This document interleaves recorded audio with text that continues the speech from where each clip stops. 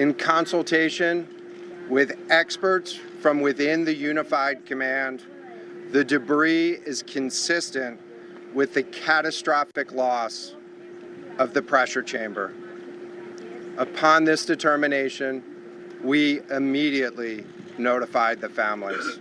That was the news at 3 p.m. Eastern Time on Thursday, thus ending the search for the missing Titanic tourist submersible and its 5 passengers. According to the U.S. Coast Guard, an ROV, or remote operated vehicle, reached the ocean depths and scoured the grounds around the original Titanic wreckage, and that's when the ROV found this.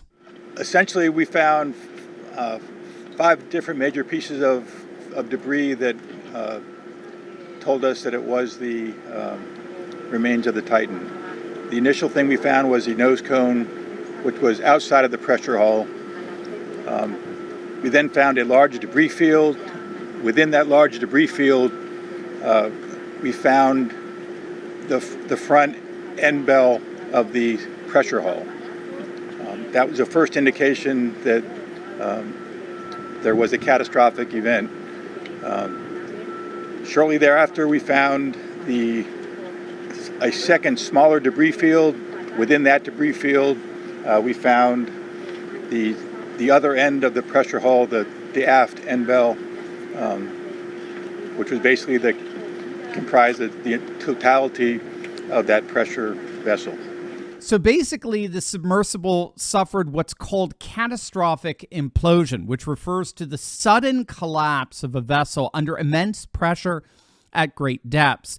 The submersible was diving towards a depth of nearly 13,000 feet where the Titanic wreckage rests, subjecting it to intense pressure. The implosion would have happened within a fraction of a millisecond, resulting in the collapse of the entire vessel before the passengers could even realize the problem. Passengers would have been killed instantly, and experts believe it is unlikely that any bodies will ever be recovered. Now, I need not tell you that the 4-day ordeal searching for the missing submersible was the #1 trending story across social media. I mean, it was, after all, to say the least, unique.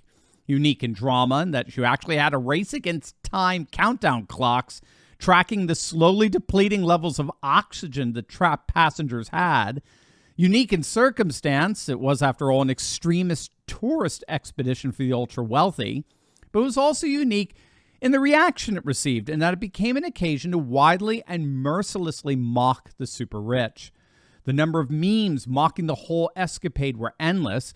Even some social commentary where a number of people pointed out the contrast between the massive search and rescue effort that involved planes, ships, submarines, subsea robots, and the like, capable of descending all the way to the ocean floor, with the relatively measured and almost hesitant response to a recently capsized boat carrying hundreds of migrants in the Mediterranean. Moreover, there's now charges that the Navy knew that the submarine had actually exploded days ago, and that the whole search and rescue operation was one big sham. Here's director James Cameron. Monday morning, when I first found out about the incident, got on a whole bunch of calls and emails. It's a small community. Within an hour and a half, I had the following information. They were on descent. They were at 3,500 feet. They lost comms and tracking. The last one being the critical one, because the transponder that's used to track a sub during descent and on the bottom is a fully autonomous system. It's in its own pressure housing, and it has its own battery power. So for them to lose comms and tracking at the same time, sub was gone. There was no question in my mind. For days, I tried to run other scenarios that could account for it. I could come up with nothing. So the next thing I did was contacted a few more people and managed to track down, there are acoustic networks around. Some are research, some are intelligence. We got confirmation within an hour that there had been a loud bang at the same time that that comms were lost. A loud bang on the hydrophones, loss of transducer or transponder, loss of comms. I knew what happened. Sub imploded. I sent emails to everybody I know. I said, we've lost some friends. The sub has imploded. It's on the bottom in pieces right now. I sent that out Monday morning. So what on earth is going on here? Well, that is exactly what we're going to find out. Hey gang, I've got to admit, I was absolutely shocked when I was recently shown just how easy it is to access the deed to my house, and not just access it, but actually change it. The deed to your home is the only document that proves you own it, but the problem is that the deeds to all of our homes are now online, and criminals are free to find your deed, forge your signature, refile as the new owner of your home, take out tons of loans using your home's equity, and then stick you with all the debt. But that's where our good friends over at Home Title Lock come in. Gang, they're simply amazing. Home Title Lock gives you the peace of mind that the deed to your home is absolutely and completely protected. Click on that link below right now and use promo code TurleyTalks. Then all you got to do is enter your address for your no-obligation home title scan to see if you're already a victim of deed theft. That's a $100 value, absolutely and totally free with my promo code TurleyTalks. Gang, don't wait for the worst to happen only to regret you didn't do something about it when you could have. Do what I've done and what countless of other patriots have done. Click on that link below right now and secure your home today. I think the real reason why this whole bizarre story captured so much of our attention is because when all is said and done, it portrayed in perhaps the most explicit and peculiar way possible the radical life world discrepancy that exists between the ultra-wealthy and the rest of us. Even the submarine itself embodied this contradiction. It cost $250,000 per person for a seat, and yet it was steered, I kid you not, by a common video game controller. I mean, you simply can't get more of a contrast than that. But the whole escapade has shed fresh light on how the super rich not only regularly avail themselves of adventures that, precisely because of their costs, remain inaccessible to all but the wealthiest of individuals, but also how frankly woke some of these adventures are. You may have heard about the hiring practices of Stockton Rush, the CEO of OceanGate and the tour guide on the ill-fated submersible. He explained in a recent Zoom interview that he intentionally did not hire older white men with military experience to captain his submersibles because he wanted his team to be younger and, get this, more inspirational. He believed that a younger sub-pilot or platform operator who was a minority could somehow be more of an inspiration to those involved in OceanGate. Color, not competence, seems to be this woke CEO's concern, or at least it was.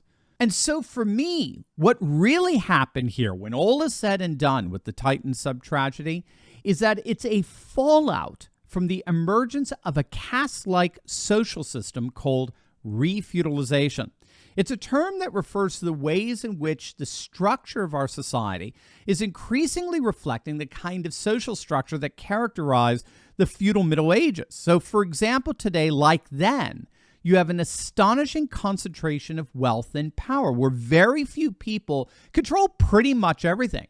5 years ago, 400 billionaires owned half the world's asset. Today, that number's dropped to 100. But next to that, we're seeing the rise of a comparable kind of religious fundamentalism. But of course, this is a fundamentalism today that involves all things woke, the environment, gender, race, and the like. But the key here is that, like with the religious fundamentalism of the Middle Ages, there's no room for dissent. Dissenters are heretics. And instead of a clerical class enforcing this new dogma, it's a clerisy class, a class of pseudo-intellectuals from the universities, professions, and yes, the corporations, the credential class that are imposing an ideological inquisition on the whole of the population. And so what we saw with the Titan sub-tragedy is this neo-feudalized world come to the fore like never before. Not only were we treated to a radical life-world discrepancy between the super rich and the rest of us, but it also explains how little sympathy and, frankly, abject mockery the passengers got. Because of this radical life-world discrepancy, more and more people feel virtually incapable of being able to relate to these passengers in any meaningful way, let alone being frustrated having to live under this caste system. The search and rescue charade only added to that radical discrepancy. In the end, the Titan sub-tragedy was indeed that, a tragic end to the lives of 5 people. But for many, it revealed a very different tragedy, a social tragedy created by liberal globalists, one in which we're all living under, with the mocking memes to prove it. Hey gang, if you want to connect with more courageous patriots and start taking action and organizing, be sure to join my Telegram group. I post the latest breaking news I find interesting and chat with my favorite patriots around the country and even the world. Click the link in the description below and join the conversation today.